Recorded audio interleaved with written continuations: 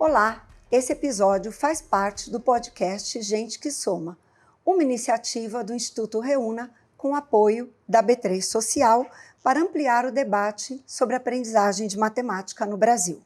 Eu sou Kátia Smolli, diretora executiva do Instituto Reúna, e ao longo dessa série nós vamos conversar com pesquisadores, com professores, com gestores públicos, com estudantes, com parceiros do terceiro setor e especialistas a respeito de como melhorar a aprendizagem de matemática no país. Hoje nós vamos falar sobre um tema que atravessa a vida das pessoas. Quem aqui já não ouviu perguntas como: será que um dia eu vou aprender matemática? Por que matemática é tão difícil? Ou então as pessoas dizerem que elas não são capazes de aprender matemática, escolhem uma profissão porque a profissão aparentemente não tem nada a ver com matemática. Essas perguntas e o sentimento de medo, de incapacidade de aprender, eles estão muito ligados com um fenômeno conhecido como ansiedade matemática. É interessante que dados da Organização para a Cooperação e Desenvolvimento Econômico, a OCDE, indicam que 40% dos estudantes no mundo, e muitas vezes alguns professores, também têm essa ansiedade, se sentem ansiosos quando vão entrar na aula de matemática ou quando vão fazer algum tipo de avaliação de matemática. No Brasil, esse número é ainda maior. Os nossos estudantes de 15 anos que fazem o PISA, eles respondem a um questionário e a partir desse questionário a OCDE identificou que 74% dos nossos estudantes têm medo de entrar numa aula de matemática. Isso não precisa ser assim. E hoje nós estamos aqui para conversar a respeito disso e descobrir por que esse sentimento existe, por que ele não deveria existir. E nós temos duas convidadas muito, muito especiais. Eu queria dar as boas-vindas para a Yajing Cheng, que é presidente do Instituto Siddhartha, responsável por implementar o programa Mentalidades Matemáticas no Brasil, e que vem aí também, né, Yajing, nessa cruzada em prol da aprendizagem de matemática. Muito bem-vinda. Muito obrigada pelo convite, Kátia. Prazer estar aqui. Aqui conosco também, Yajing, está a Etienne Lautschenslegger, que é uma professora de matemática que hoje está como professora adjunta da Universidade Federal do Rio Grande do Norte e é docente do programa de pós-graduação em inovação em tecnologias educacionais da mesma universidade. Etienne, prazer ter você aqui conosco também. Eu que agradeço pela oportunidade de estar aqui mais uma vez conversando sobre esse assunto que eu adoro, né? Que é sobre aprendizagem matemática. Muito obrigada pelo convite. A honra é nossa e que oportunidade nós temos aqui de interagir com vocês, né? Então, eu trouxe os dados ali no começo, falando exatamente que muitas vezes existe essa percepção de matemática ser muito difícil. Muitas vezes nossos estudantes, quando chegam ali já antes mesmo dos anos finais do ensino fundamental, eles têm medo de aprender matemática, né? E, Etienne, eu queria começar com você. Queria começar olhando para os primeiros anos da vida escolar, né? Eu sei que você também tem essa experiência. O que as pesquisas mais recentes mostram sobre como as crianças aprendem matemática nos primeiros anos e por que é tão importante que nós não retardemos a entrada da matemática mesmo no período de alfabetização? Então, quando a gente olha para esse desenvolvimento cerebral, a gente percebe que esses primeiros anos, né, que na fase escolar é referente à educação infantil, é uma fase determinante para a vida adulta, inclusive dessa criança. Então, a gente até tem pesquisas que mostram, que é o caso, por exemplo, da Perry School, que foi um experimento que fizeram, onde crianças frequentaram uma boa escola de educação infantil, depois fizeram o acompanhamento dessas crianças e perceberam que os benefícios é transgeracional, ou seja, até os netos dessas crianças tiveram benefícios com relação à escolha de emprego e, entre outros. Então, como que essas crianças hoje aprendem, né? Elas precisam aprender. Primeira coisa, num ambiente seguro. Ela precisa se sentir segura nesse ambiente, ou seja, a questão da cobrança, do erro, né? Como é que vai ser visto o erro? É muito importante que ela precisa perceber que esse ambiente é um ambiente seguro. A outra coisa é a importância também da brincadeira. Por quê? Porque como que a criança aprende? Ela aprende por meio da exploração, da comparação, da observação. E o brincar nessa fase é essencial. Só que não é o brincar pelo brincar, é o brincar com intencionalidade, é o que eu sempre falo. Não se pode só utilizar a brincadeira como um passatempo, mas sim ela precisa ter uma intencionalidade matemática. Depois do brincar, precisa ficar alguma coisa da matemática. Muito interessante. E a Jen, a questão do erro, eu sei que é uma das coisas que vocês mais têm estudado no Mentalidades Matemáticas. Queria que você trouxesse para a gente, nesse contexto de o ambiente ser um ambiente seguro, um ambiente de crescimento, como que o erro pode ser visto na aprendizagem de matemática? Kátia, sabe que tem uma coisa curiosa para mim, né? Quando a gente fala no contexto da escola, quando a gente fala de matemática, no contexto da escola, muitas vezes a gente fala o seguinte: o bom aluno é aquele que acerta mais. Né? Mas no lugar de aprendizagem fora da escola, em qualquer lugar, né, você vai aprender a andar. Alguém já aprendeu a ter conseguido dar passos sem cair, por exemplo? Não. Bebê? Ou andar de bicicleta sem pelo menos dar uma titubeada? Ou dirigir, na verdade, um carro, né, com a embreagem e o carro não morrer? Né? Então, aprender e errar faz parte de qualquer processo de aprendizagem. Só que na escola, por algum motivo, especialmente ainda mais na matemática, a gente cria essa percepção de que aqueles que erram na matemática não são bons. Ou se eu errar na matemática, quer dizer que eu não nasci com esse, entre aspas, dom. Então, acho que quando a gente traz o programa de mentalidades matemáticas aqui no Brasil, a gente discute essa temática de mentalidade fixa, de crescimento, é justamente para desmistificar um pouco essa perspectiva de que só quem acerta tudo é bom de matemática, né? E a gente tem, né, por exemplo, outro dia, pensando agora numa outra paralela aqui, Hortência e Oscar, jogadores de basquete, né? A gente pensa que eles nasceram com o dom do basquete. Mas quando eles falam, gente, não é dom, né? É treino, é muito, muito, muito treino. Então, quando a gente olha, voltando para a escola e pensando em matemática, quando a gente faz alguma equação, erra, a gente fica com aquela sensação de que, nossa, isso aqui não é para mim. Mas muito pelo contrário, a gente erra uma vez, erra a segunda vez, mas a gente tem que persistir. Né? Então, nesse processo é onde o cérebro, quando a gente fala, que é a mentalidade de crescimento mesmo, que é aquilo que a gente está toda hora pensando. Olha, talvez eu não acertei essa primeira vez, mas se eu conseguir continuar persistindo, em algum momento eu vou aprender. Né? Então, acho que isso é um dos princípios do Mentalidades Matemáticas, que a gente entende que o erro faz parte do processo e que você não precisa necessariamente nascer com um dom, ou que o dom vai te levar tão longe assim, quanto simplesmente se você se dedicar ao assunto. Agora, eu estava ouvindo a Etienne falar, né, da importância da gente trabalhar com as crianças desde pequenas e fazer com que as crianças pensem matematicamente, que elas entrem numa sala de aula e que elas possam brincar, experimentar. Isso também para evitar essa ansiedade matemática que vem no futuro, esse medo de errar, ou então essa crença que muitas vezes até as próprias famílias têm, né, de que matemática é impossível de ser aprendida.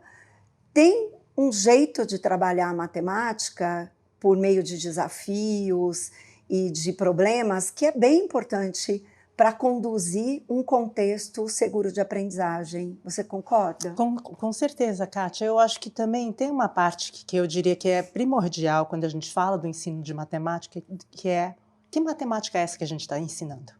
Né? Se a gente pensar na matemática escolar hoje, ela é muito focada num aspecto único da matemática, que é precisão.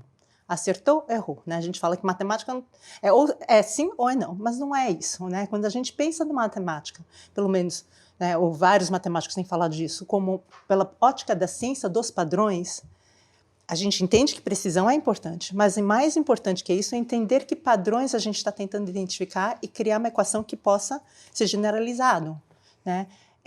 Então, quando a gente pensa nesta perspectiva de matemática, uma matemática mais aberta, que permite a criatividade entrar, e uma matemática mais visual, o papel do erro, né, e esse lugar desse medo começa a se desmantelar, porque é uma exploração, como a Etienne bem falou, mais do que acertei ou errei, professor, me diga se acertei ou errei, né? E a gente fica só com essa preocupação de sim ou não, desse pensamento binário. E matemática, quando a gente fala com os matemáticos, é muito mais exercício de argumentação, de tentar, né, de explorar possibilidades e caminhos, né? Sempre brinco. Vou te provar, Kátia, que 2 mais 2 não é igual a 4. Topa? Topo. Então, vamos lá. 2 plaquetas de sangue, pensa lá, microscópicas, mais 2 passagens de avião, vai dar o quê? Não dá 4, né? Não dá 4. Ou R$2 mais 2 centavos, por exemplo. Daí o quê? 2 metros mais 2 litros, né? Exato. Obviamente, isso vai ser uma brincadeira, porque se você tem 2 objetos ou 4 objetos, né, 2 objetos se soma com mesmos objetos, aí você vai ter, né, o 4 como resultado. Mas a gente fala que essa matemática da argumentação que a gente precisa trazer, um exercício de argumentação para desenvolver realmente o pensamento matemático das crianças e dos adultos também, eu diria. Etienne, eu acho esses aspectos que a Jen está trazendo muito interessantes, porque muitas vezes a gente não consegue olhar para o problema como um elemento fundamental do desenvolvimento do pensamento matemático. E muitas vezes a gente também acaba olhando a matemática de um jeito como se fosse muito impossível ajudar as crianças que têm dificuldade a superar essa dificuldade. Eu queria que você trouxesse um pouquinho isso, eu sei que você estuda bastante o desenvolvimento do cérebro e o que a psicologia traz, as contribuições da neurociência.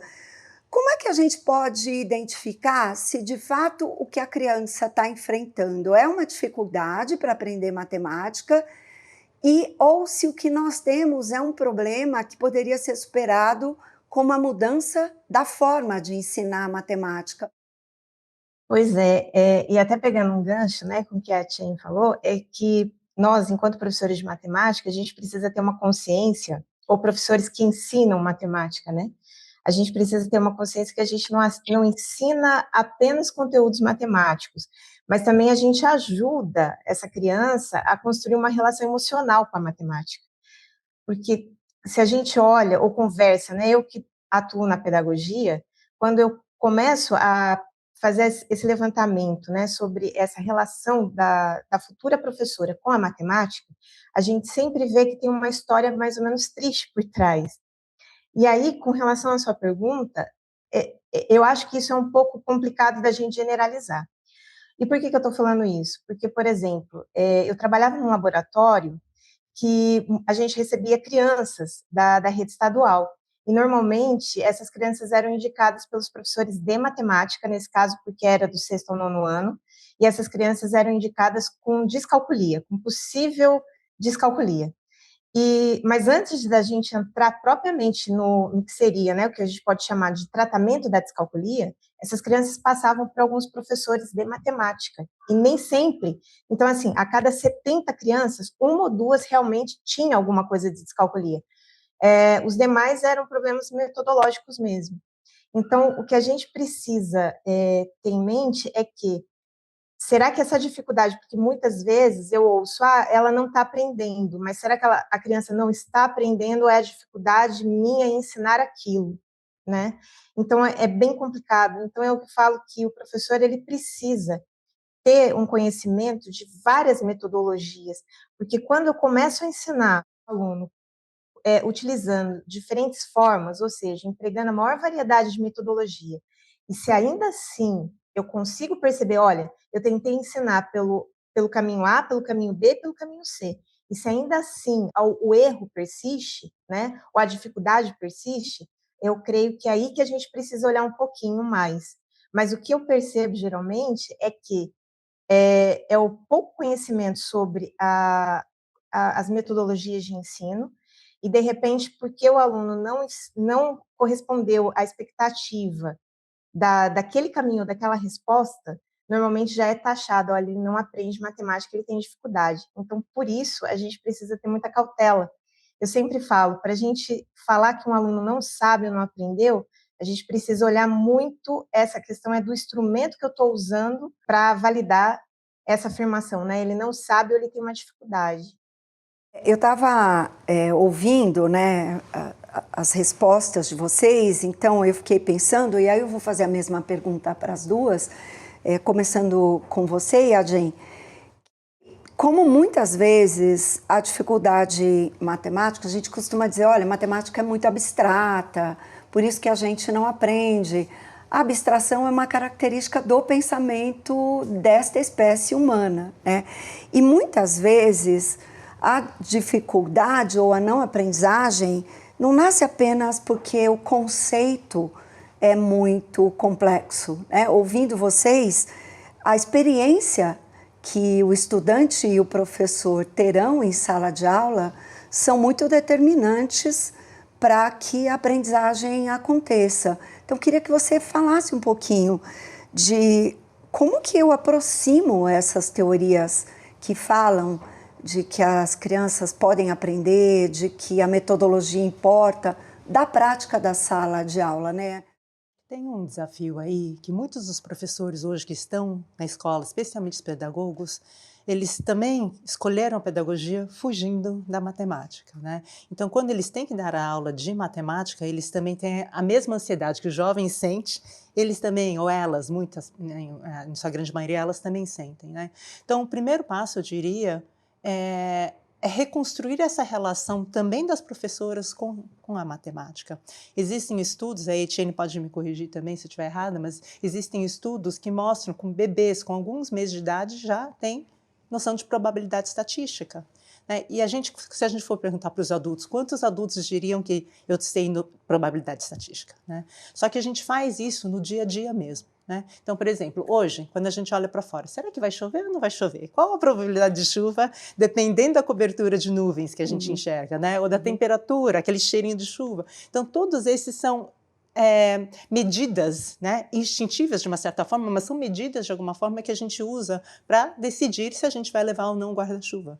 Né? Então, como é que a gente faz essa ponte cada vez mais com a matemática da vida real, com a matemática da sala de aula, porque os professores possam se conectar com ela, primeiramente, né? Conceitualmente também, para depois trabalhar com a sistematização dessas fórmulas, né? Com essa questão da linguagem. Né? Então, acho que por aí que a gente vem trabalhando uma matemática que faça mais sentido e um fazer matemático que é muito mais cooperativo e colaborativo do que simplesmente preencher listas de exercícios. Inclusive, para quem é uma troca, né? De ser prazeroso e de fazer sentido para quem ensina e também para quem aprende, né?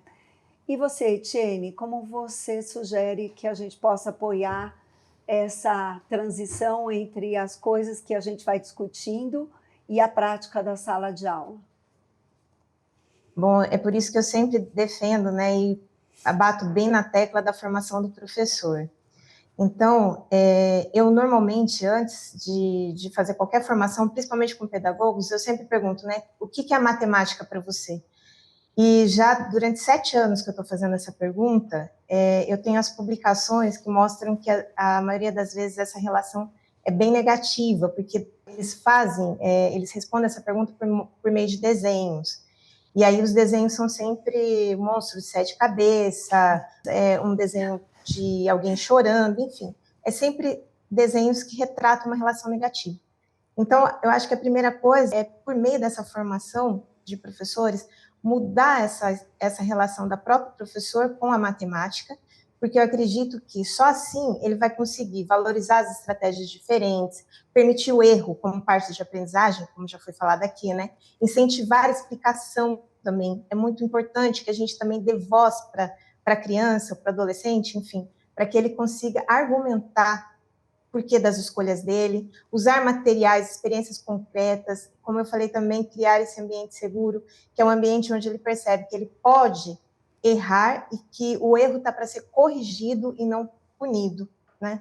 Porque se eu mantenho essa crença negativa com relação à matemática, o que acontece? Essa crença ela vai acabar interferindo na persistência, e a gente percebe que para aprender matemática, mais do que genialidade, eu preciso ser persistente e preciso também ter motivação, já que a motivação é a fonte energética da memória de trabalho, que é a memória que entra em ação quando alguém está estudando matemática. Uhum. Então, são esses aspectos que eu acho que a gente precisa ter atenção e também não esquecer da importância das políticas públicas. Por quê? Porque para a aprendizagem, de modo geral, a gente precisa garantir também 3 elementos: sono, alimentação e atividade física. Uma criança que não se alimenta direito, uma criança que não dorme direito, também vai ter prejuízo na sua aprendizagem em geral, não só em matemática. Você quer comentar? Eu queria comentar aqui, né, especialmente a questão de sala de aula, né, complementando aqui um pouco um exemplo concreto. Hoje em dia, na sala de aula, a gente trabalha muito na seguinte linha, né? Então, o professor pergunta: quanto que é 20 mais 20? Quanto que é 30 mais 30? Quanto que é 40 mais 40? E ele espera que os alunos levantem a mão e ele fica esperando quem vai ser o primeiro a levantar a mão, que é aquele que é realmente o bom de matemática, né? Que a gente tem essa percepção. Só que a gente fala que, dentro da mentalidade da matemática, a pergunta mais interessante é, ao invés de quanto que é 20 mais 20, de quantas formas diferentes você consegue chegar no 40? Um pode dizer que é 20 mais 20, o outro pode falar que é 10 mais 30, o outro pode falar, não vou nem trabalhar com adição, quero trabalhar com multiplicação. O outro pode falar, não, vou trabalhar com divisão. Né? Enfim, o mundo é cheio dessas possibilidades. E essa matemática, né, de quantas formas eu consigo chegar no 40 é a matemática que a gente usa mais hoje no dia a dia. Uhum. Eu só tenho R$40 para comprar X coisas. Né? Ou quantas coisas eu consigo comprar com R$40? Uhum. Ou eu só tenho 40 minutos para chegar de um ponto A para o ponto B. Quantas paradas eu preciso fazer? Ou qual o melhor caminho que eu vou fazer para chegar lá? Então, essa é uma matemática que faz muito mais sentido para esse menino pensar criativamente em quantas formas diferentes ele vai chegar naquela meta, seja de minutos, seja de reais, seja do que for. Mas sabe que, ouvindo você e ouvindo a Etienne falou de memória de trabalho. Mas hoje nós sabemos que a matemática ela é muito potente para desenvolver 3 funções executivas que são absolutamente essenciais para aprender qualquer coisa, inclusive para ser melhor leitor e tal. Uma, a Etienne já falou, memória de trabalho, vou até depois pedir para ela retomar um pouquinho isso. A outra é o controle inibitório, né? Essa coisa de você dizer, nossa, eu estou aqui fazendo esse problema, mas sei lá, acho que essa resposta talvez não seja a melhor resposta, eu não lembro exatamente o que estava perguntando. Então, esse autocontrole de gerenciando os processos. E o outro é justamente flexibilidade e fluência, né? Então, acho que eu ia te pedir para você falar, e a Jane, um pouquinho mais sobre flexibilidade e fluência, e depois passar para a Etienne, para ela comentar um pouco a respeito do papel da memória de trabalho, né? E do controle inibitório. Se vocês se sentirem à vontade, seria ótimo. Eu acho que tem uma questão hoje da matemática que a gente fala que, ao invés de pensar, né, se o menino calcula ou não rápido, como é que ele ganha fluência nessa linguagem matemática de uma forma mais ampla? Como é que ele consegue enxergar a matemática no dia a dia? Hoje em dia, o mundo é regido por algoritmos, né? Por tudo quanto é lado. E eu sempre brinco que para mudar o meu algoritmo Netflix custou muito, porque o Netflix só me dava filme, aqueles bem mamão com açúcar, que eu adoro assistir. E para eu trazer um filme de aventura, ou um filme diferente, o documentário, ele não me dava. Eu tive que entrar no outros, né, o algoritmo dos meus filhos, do meu marido, para ver se ele trazia um elemento diferente. Então, eu brinco que a gente precisa retomar o poder do nosso pescoço, porque quem está controlando o nosso pescoço hoje são os algoritmos. Então, entender como é que isso se relaciona com a fluência, com a flexibilidade de pensamento matemático, é entender como é que a matemática, que é a ciência dos padrões, ela está entremeada em tudo que a gente faz. Então, entender essa matemática que permeia tudo hoje é o que é mais importante, eu diria, do desenvolvimento da identidade, do pensamento matemático desses meninos. Porque calcular é importante? Super. Né? Mas a calculadora vai ser mais rápida que a gente.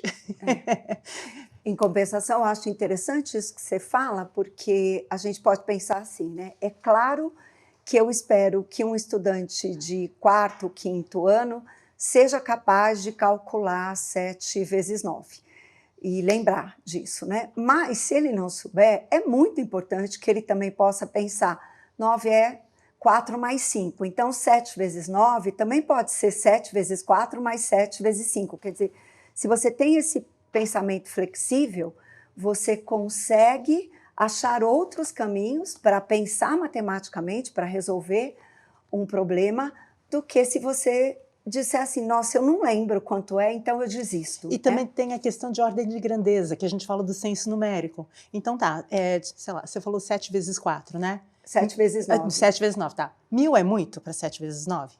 Ou é pouco? 50 é pouco? 10 é muito? Então, assim, ter também um senso numérico para ter ordem de grandeza, que também é a estimativa, a matemática a gente usa muito no dia a dia. Então, Etienne, e aí que interessante, porque quando a Yadjen fala assim, olha, 1000 é muito ou é pouco para 7 vezes 9? Quanto mais ou menos será que vai dar? Não, eu acho que vai ser menos do que 50, então 1000 é muito. Nós estamos falando de funções executivas, não estamos? Quer dizer, esse cérebro pensando matematicamente e acionando aspectos do funcionamento psicológico, neurológico do cérebro, que são absolutamente ligados com uma boa aprendizagem de matemática, mas que também depois vão servir para a gente aprender outras coisas na vida, né?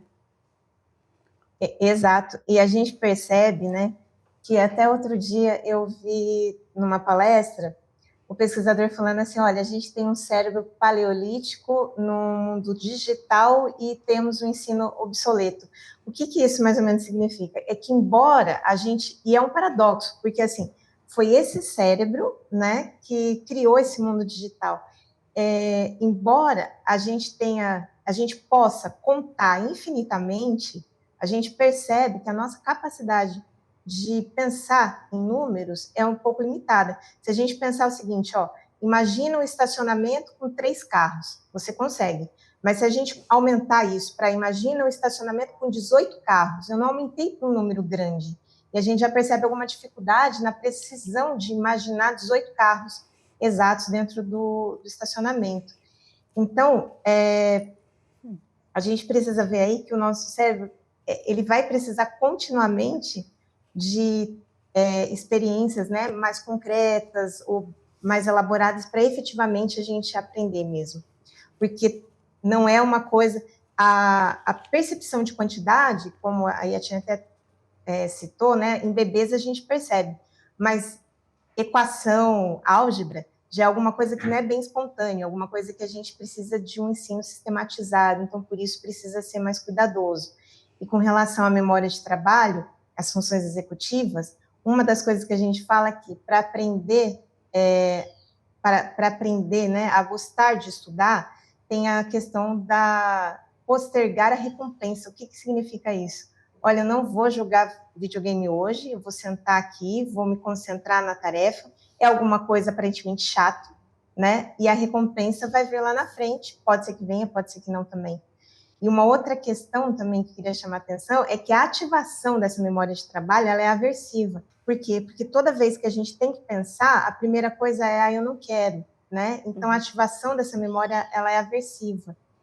E a gente também precisa ter o olhar que é o seguinte, a explicação mal estruturada eleva a carga cognitiva, então isso faz com que o ensino fique pesado, e que aí tudo que é pesado, tudo que é difícil, como eu falei que a ativação é aversiva, a gente não quer. Então vai ter uma tendência o quê? A fuga. Eu não posso, de repente, fugir com o meu corpo, mas eu vou me distrair, eu vou começar a pensar em outras coisas. Por isso que também ajustar essa complexidade para o estudante ou para quem está aprendendo matemática é essencial.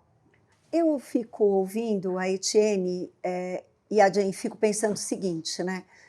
Quando a gente estava na escola, de modo geral, ser bom em matemática era quem acertava da primeira vez, já uma coisa mais difícil, né? Hoje a gente já sabe que nós podemos usar da ciência da educação para criar tarefas que sejam possíveis de serem acessadas, que a gente chama de piso baixo, quer dizer, aquele chão seguro que as pessoas podem entrar, e que depois nós vamos fazendo boas perguntas, intervenções, como o exemplo que você deu. No lugar de me dizer a resposta rápida, ache mais formas de resolver essa conta, esse algoritmo, né? E aí, conforme você vai fazendo boas perguntas, você pode ter um teto ilimitado, você pode voar na sua imaginação. Então, cria uma espécie de esforço produtivo, porque apesar de pensar ser esse exercício que às vezes dói, né? A Madalena Freire até fala, né, que o educador é educador do não saber. Então, tá bom, eu vou ter que te fazer pensar, mas quando chegar lá tem um sistema de recompensa, né? Que o resultado é um esforço que é produtivo. Acho que a ciência da educação já ajuda também a gente a pensar nesses aspectos, né? Com certeza. Eu fiquei pensando quando você estava falando aí das atividades, né?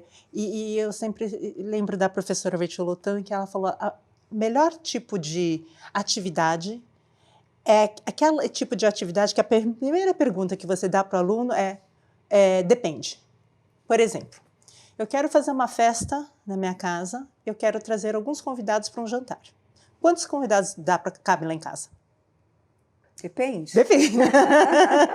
Exato, ou seja, depende. É um jantar em pé, é um jantar sentado, qual a largura da cadeira? Aí você pode dar esse desafio para os alunos e falar o seguinte: crie as condições e me diga quantas pessoas cabem. Então é esse tipo de atividade que não existe só o certo ou o errado, mas existe N possibilidades. Né? Então, é desse tipo de atividade que a gente precisa trazer mais para a sala de aula para permitir essa troca que é muito positiva, porque os alunos também têm conhecimento. O conhecimento não vem só do professor, o conhecimento vem também nessa troca com os colegas. Né? E a gente fala que o papel do professor também nesse processo todo, dentro desse conceito de ciência da educação, também o professor é o recurso mais moderno, o cérebro do professor, na verdade, é o recurso mais moderno que existirá em qualquer sala de aula. Isso eu afirmo. Sempre. Mais do que tecnologia. Né? Que a tecnologia vai evoluindo, o que tinha 10 anos atrás vai passando o tempo, mas o cérebro humano ele vai se atualizando. Quando a gente fala com muitos professores, inclusive recentemente a gente está fazendo uma formação, a professora se deparou, pedagoga, com um desafio matemático, e ela falava assim: eu ainda estou trabalhando contra meu ímpeto de fugir e desligar e falar que eu não sou boa. Mas eu não descobri como resolver essa equação ainda, mas eu vou tentar. E é esse lugar que a gente quer que ele esteja. Né? Nesse lugar de desconforto, sabendo que ele vai superar esse desafio e que ok ficar nesse lugar de desconforto. Né? Eu me lembro de uma outra conversa que tive com a Yadjen, que ela disse que muitos dos estudantes pensam na matemática como um bicho peçonhento, né? Nós também teríamos, talvez, essa experiência não tão boa e até ansiedade matemática com as famílias. Mas a escola é o lugar da aprendizagem da matemática. Mas como que as famílias podem ajudar a Etienne? Que tipo de ajuda ia... Vou esperar a Etienne responder e a Jane fazer a mesma pergunta para você. Então, por isso que eu creio que mais e mais é importante, né, momentos durante a vida escolar do estudante, esse acolhimento da família também, né, chamar a família. E por que eu falo isso? Porque muitas vezes, eu, enquanto professora, chamava a família para conversar sobre, em reunião de pais, mestres, enfim, e quando eu falava: olha, seu filho não está indo bem, e eles olhavam para mim simplesmente e falavam assim: mas você é professora do quê? Falei: de matemática. Tá tudo bem, né? Se fosse de educação física, eu iria me preocupar. Então, também, creio que na função de educadora, a gente também precisa conversar com essas famílias, né? E orientá-los, mostrar também essa visão, ver o quão é importante a gente saber matemática. Porque a gente percebe aí que também existe uma coisa que extrapola a escola, que é uma cultura, principalmente porque acho que quem estudou matemática ou fez matemática, quando você fala para qualquer pessoa: eu sou professor de matemática, eu sou estudante do curso de matemática, normalmente como te rotulam? Você é louco. Ou você é louco ou você é muito inteligente. Né? Por isso que eu acredito que programas como esse, né, e palestras, enfim, podem ajudar nessa questão dessa mudança também, que eu acho que é uma mudança cultural também, da visão da matemática.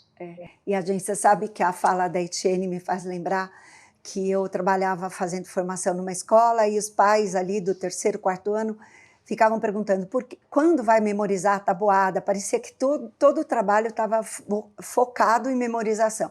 E aí nós resolvemos perguntar para os pais por que era importante memorizar as tabuadas. E as experiências que vieram eram muito ruins. Desde gente que tinha ficado de castigo porque não lembrava da tabuada, e pais relativamente jovens, assim. Até mães que... Havia caso assim, alguém que ficou virado para a lousa, lendo em pé diante de todos os amigos, lendo todos os dados, né? Então, acho que também se a gente diz, olha, pai, seu filho tem dificuldade, às vezes a mensagem também é muito distante, ele fala, o que eu vou fazer, né? Mas os pais podem fazer algumas pequenas coisas para apoiar os filhos, com né? certeza, com certeza. A gente tem até um colega que fala, né, matemática precisa chegar no churrasco da família, né? E acho que é esse o desafio, né? O que a família pode fazer? É realmente descobrir de quantas formas diferentes ou de forma a gente está usando ou pensando matematicamente, né? Então, acho que a família pode começar a pensar em tudo que a gente faz no dia a dia e pensar, que matemática é essa? Né? E trazer essa matemática, esse pensamento dos padrões cada vez mais presente e ver que a matemática não é só números também. Sim. Matemática é justamente tentar observar esses padrões, né, tanto na parte de geometria, né, de relação de espaço, tempo, tudo isso envolve matemática. Então, acho que o desafio que as famílias podem fazer é isso.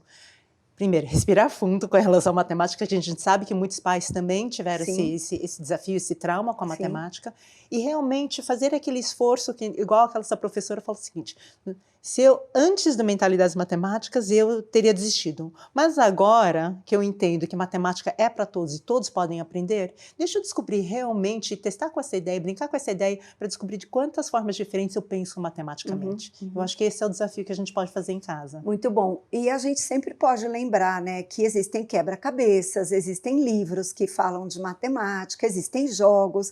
Então, um momento de qualidade com as crianças, sem achar que vai fazer o papel da escola, mas assim, conversando com eles e brincando com a matemática também pode ser bom.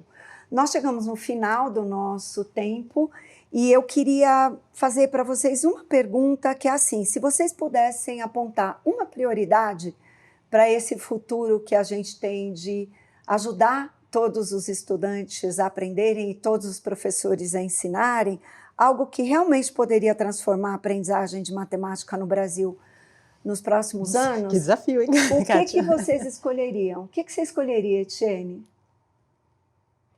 Olha, é uma pergunta bem complicada para responder assim tão resumidamente. mas eu chamaria a atenção para o pensamento matemático, para o desenvolvimento do pensamento matemático.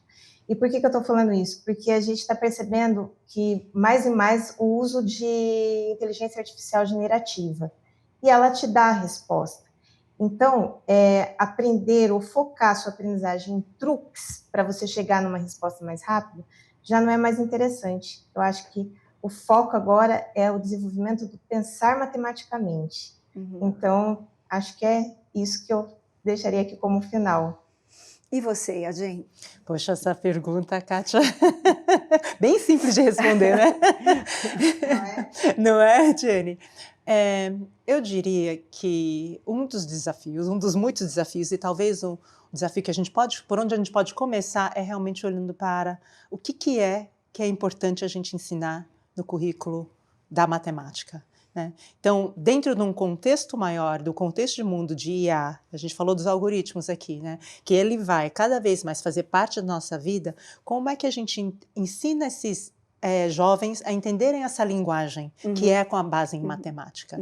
Então, mais do que simplesmente ensinar na questão de cálculo, ensinar o que a Etienne bem falou, pensamento matemático, e que outras áreas desse pensamento matemático, para a gente debruçar nisso para entender o que é que os meninos precisam aprender ao longo dessa trajetória, né, escolar, né, de educação básica, para que eles possam se formar dessa educação básica com habilidades para viver no mundo atual. que é um mundo regido, de uma certa forma, muito controlado por IA e dados.